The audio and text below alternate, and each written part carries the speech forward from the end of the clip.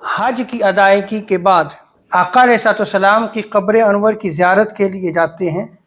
روضہ رسول پہ حاضر ہوتے ہیں، اگر حضور تاجدار کائنات صلی اللہ علیہ وسلم نظر رحمت فرما دیں اور اس بندہ عاصی کے لیے شفاعت فرما دیں تو اس بندہ عاصی کی ضرور ضرور بخشش و مغفرت ہو جاتی ہے۔ اللہ تبارک و تعالیٰ نے قرآن مجید میں ارشاد فرمایا، سورہ نساء ورس 64 ہے کہ اے حبیب صلی اللہ تعالیٰ علیہ وسلم،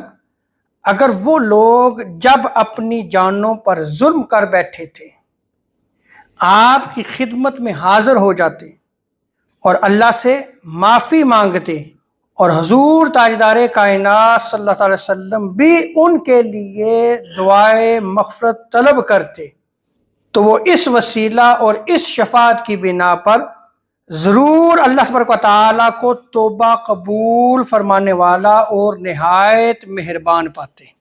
اور مفسرین نے اس چیز کو بیان کیا ہے کہ گناہگار کے لیے یہ ہدایت ہے، جو خطا کار ہے، جس سے گناہ سرزد ہوئے، جو عاصی ہے، اس کے لیے یہ ہدایت دی ہے کہ اگر اس سے گناہ ہو جائیں، خطا سرزد ہو جائے اس سے، تو وہ رسول پاک صلی اللہ علیہ وسلم کے پاس آئیں اور آپ کے پاس جا کے استغفار کریں۔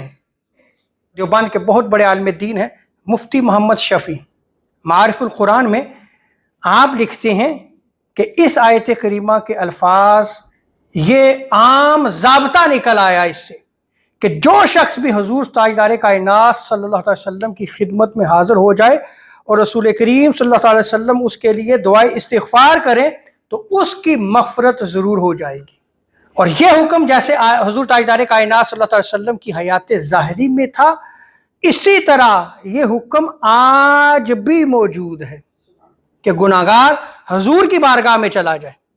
اور حضور کی بارگاہ میں جا کے کیا کرے؟ اللہ سے معافی طلب کرے، اور اگر حضور اس کے لیے شفاعت کر دیتے ہیں، اس کے لیے استغفار کر دیتے ہیں، تو اب اس کے لیے جو ہے وہ کیا ہے؟ اللہ تبارک و تعالیٰ کی رحمت بھی ہے اور گناہوں کی معافی بھی ہے۔